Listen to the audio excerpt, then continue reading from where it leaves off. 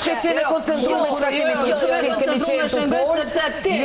Dëgjoj shëngël. Ti mundesh me kanë të vol çati edhe në ndiqa po flet, edhe ka me marrë. Atë si të e kuptoj çka jemi të thonë. Kuptoj shumë mirë. Se s'moni me folë diçka çast madhe. Nuk mundet në një shtëpi, në një kulm, jeni të vol me një i moshuar i cili ka probleme mentale, me një të moshuar tjetër i cili nuk i ka të njëjtat probleme. Apo çështje inxhinierike që unë si marrësh. Je të vol çfarë si ti shumë më mirë. Çfarë pak? Çfarë se nuk e vuna në pyetje inteligjencën tonë. Çka është problemi me çështjen mentale? E vuna. Me çështjen mentale.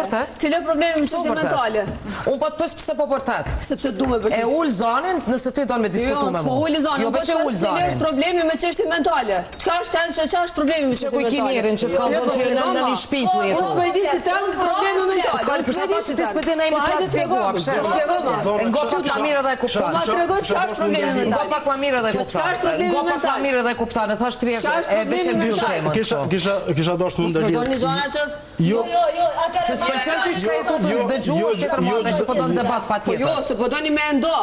Na le izoloni njerëz. Po do edhe ku i kiti problemin tash po du me ndo? Ku i ki problem? Po në moda.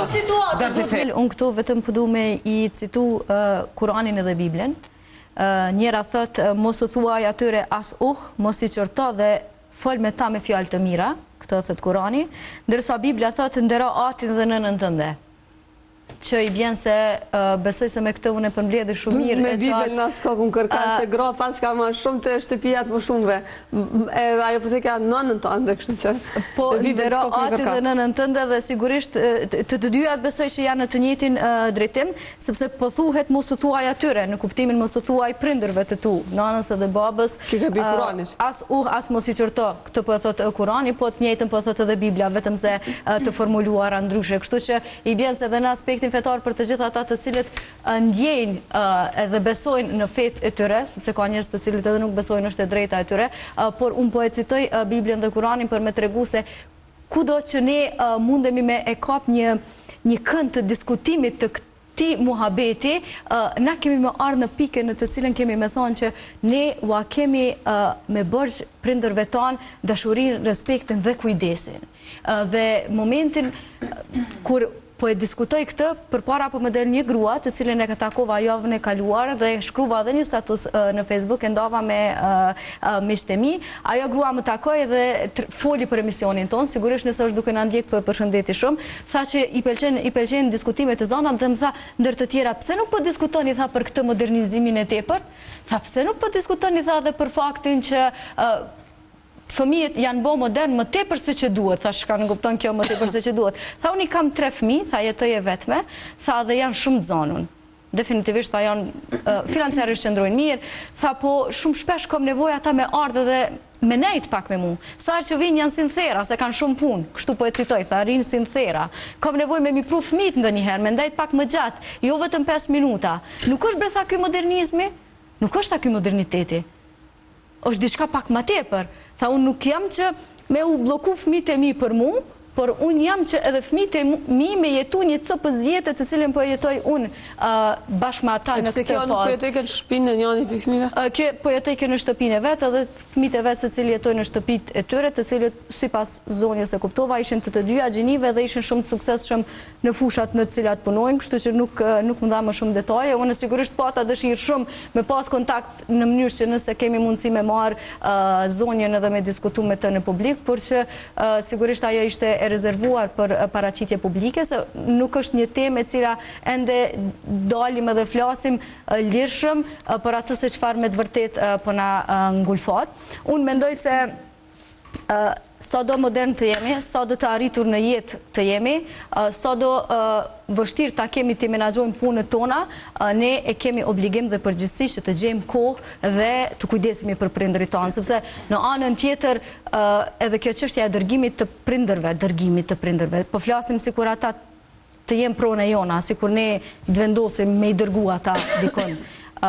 Në anën tjetër ata jonë pjesë e jetës tonë, janë copa e mishi e gjaku jonë, dhe në këtë rast unë besoj shumë që të gjitha ata fëmijë të cilët janë të aftë fizikisht, e mendërisht, dhe kanë mundësi me unë kujdes për prindrit e tyre, e bëjnë një gjëna shumë të madhë nëse heqin dorë dhe nuk ofrojnë kujdes. Në anën tjetër, nëse kemi të bëjmë me fëmijë të cilët nuk janë të aftë mendërisht apo fizikisht, sigurisht se nuk mund të ngarkohen me kujdesin ndaj prindërve, sepse është raste specifike, kur atëherë mirë kuptohet, ndoshta është më e mirë jeta në një shtëpi të moshuarve, sesa jeta në shtëpinë e tyre. Ka shumë keq kuptime në këtë shoqëri, janë shumë ekstreme. Për shembull, në rrjetet sociale shoh shumë të cilët diskutojnë për jetesën e përbashkët me prindër. Jo, domosdoshmërisht jetesa e përbashkët me prindër në kupton kujdes ndaj prindërve, sepse ka shumë prindër të cilët jetojnë me fëmijët e tyre dhe jetën e kanë ferr. Ka shumë prindër të tjerë të cilët mund të mos jetojnë me fëmijët e tyre dhe ka një kujdes të jashtëzakonshëm. Mora vesh tash kohët të fundit, është largu udhëzimi administrativ që ka qenë se vetëm prindërit të cilët nuk kanë djem mund të shkojnë në shtëpinë e të moshuarve. S'ka lidhje nëse ka qika, më rëndësishme mos me pas djem për me u pranu kë ka qenë kushti. Nuk e di nëse vazhdon të jetë edhe sot, apo si qëndron organizimi i shtëpive të moshuarve në Kosovë? Faktikisht në Siguri Qytet është bë viti 2 që kemi nën menaxhimin tonë shtëpinë të moshuarve pa përkujdesje familjare, i cili ka operuar në nivel vendi dhe ka qenë banorë të gjitha komunave të Kosovës dhe janë vendosur në këtë institucion.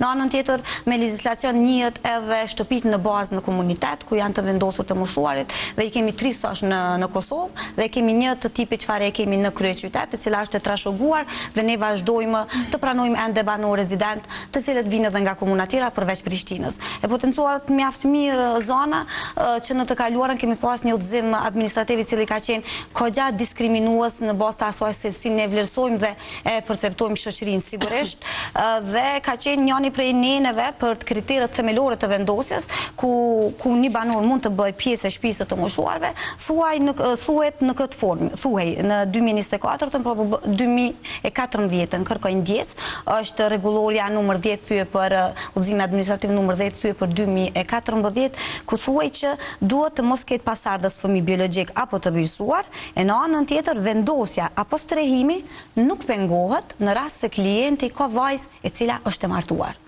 Gjë e cila për neve ka qenë jashtëzakonisht diskriminuese dhe duke qenë si kryeqytet kemi qenë të përfshirë në grupet punuese kur janë bërë akte të ndryshme ligjore, kur janë bërë këto ndryshime, domethënë edhe të rregullorëve edhe të ligjit për shërbime sociale dhe familjare dhe aty kemi ngritur zonin që këtë largohet dhe fatmirësisht kjo gjë edhe ka ndodhur dhe tani kemi një udhëzim administrativ numër 03 thye për 2025 i cili e thekson që të moshuarit pa përkujdesje familjare mund të hyjnë, domethënë mund të bëhen pjesë e institucionit ton, duke qenë domethënë të pa përkujdesje familjare, por nuk specifikohet a djalë apo vajzë. Për neve kjo ka qenë e rëndësishme që kjo të largohet sepse vajzat dhe djali janë fëmijë. Kështu që është diçka nuk e rrok logjika që diçka e tillë. Jo, absolutisht. Mu po më intereson Adelina se sa është numri i të moshuarve që janë në këto shtëpi dhe a janë shtëpi që qëndrojnë për herë aty, apo ka edhe ditor? Ne kemi, si kryeqytet kemi specifika tjera dhe fatmirësisht kemi bërë lëvizje shumë të mëdha në këtë drejtim, përveç që kemi këtë shtëpi e cila është rezidencial, domethënë qëndrojnë 24 orë në 7 ditë në javë, derisa të kenë jetë këta banorë qëndrojnë aty dhe aktualisht i kemi 49 banorë, prej tyre janë 30 gra dhe 19 janë burra.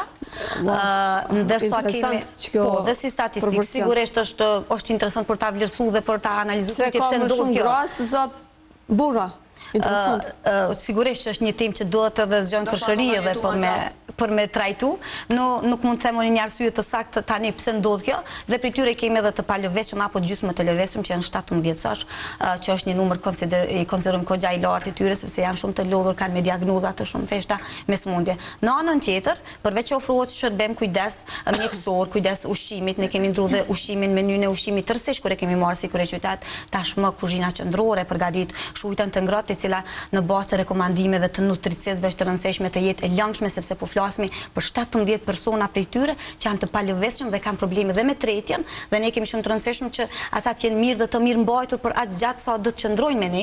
Sigurisht ua kemi me bërë që potencoj dhe avokati në familje tradicionale, ne ua kemi me bërë si shoqëri, përveç si familje të kujdesemi për qytetarët tanë, për ata që janë tash në nevojë dhe kanë nevojë për dorën e shtetit. Në anën tjetër ne kemi edhe 4 qendra ditore që e përmende të tipit të shkojnë, qëndrojnë, lujnë me njëri tjetrin, argëtohen, i çojnë hallet, bëjmë aktivitete rekreative, i kemi dërguar edhe në piknishet të ndryshme, i kemi dërguar në teatro, në kinema, kemi bë me 10 aktivitete, tashmë kemi filluar dhe premierësh, brezi me brezin mullit, ku i dërgojmë fëmijët që janë në kopshte, i dërgojmë tek të moshuarit, qëndrojmë me njëri tjetrin, argëtohen, bojnë muzikë, fëmijët vallëzojnë, dhe është ajo ndjesia që vetëm kur ti je aty pranë e kupton se sa vërtet është e nevojshme që këto dy gjenerata të bashkëdijzohen. Ata që nuk ka mundur ndoshta ata përjetojnë ndjesinë të qenit gjysh, po e përjetojnë kur i shohin fëmijët, kur i përgdhelin, kur ja ofrojnë një buzëqeshje, e në anën tjetër ne po flasim për familje moderne sot ku jetojnë çifti me fëmijë pa gjyshër,